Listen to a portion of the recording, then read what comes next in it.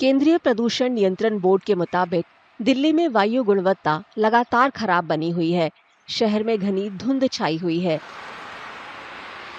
25 नवंबर को वायु गुणवत्ता सूचकांक 360 के साथ बेहद खराब श्रेणी में बना हुआ है, जो सोमवार को 382 था।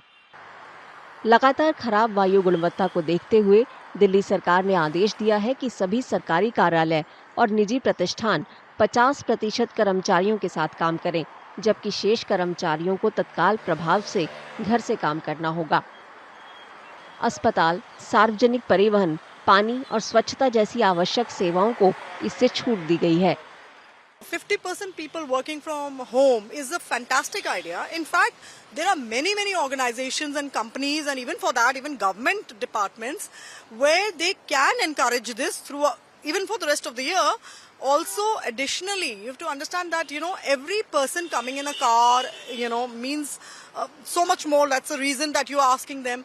They should find ways of rewarding companies, departments who are actually putting together buses and bringing in. So I think that is a great step. There must be like star rewards or something that the government can do, to encourage that. So every move throughout the year will matter.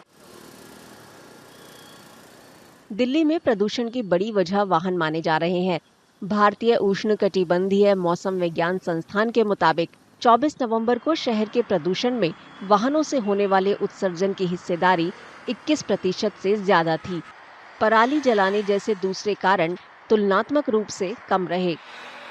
It's all connected. Every department, whether it is health, pollution board, education, everyone will have to come together and work on this, and there should be no resistance from each other. Any department resistance should be resisting anything should be, absolutely, kept aside, and, there should be strict action against them. Delhi सरकार ने जिलाधिकारियों, police उपायुक्तों और स्थानीय निकायों को राष्ट्रीय राजधानी के सभी निजी कार्यालयों को इस आदेश का पालन सुनिश्चित करने का निर्देश दिया है। यह पहली बार है जब अधिकारियों ने निजी कार्यालयों को 50% कर्मचारियों के घर से काम करने के निर्देश को अनिवार्य रूप से लागू करने का निर्देश दिया है। इससे पहले सरकार घर से काम करने के नियमों के बारे में निजी क्षेत्र के लिए सलाह जारी करती थी।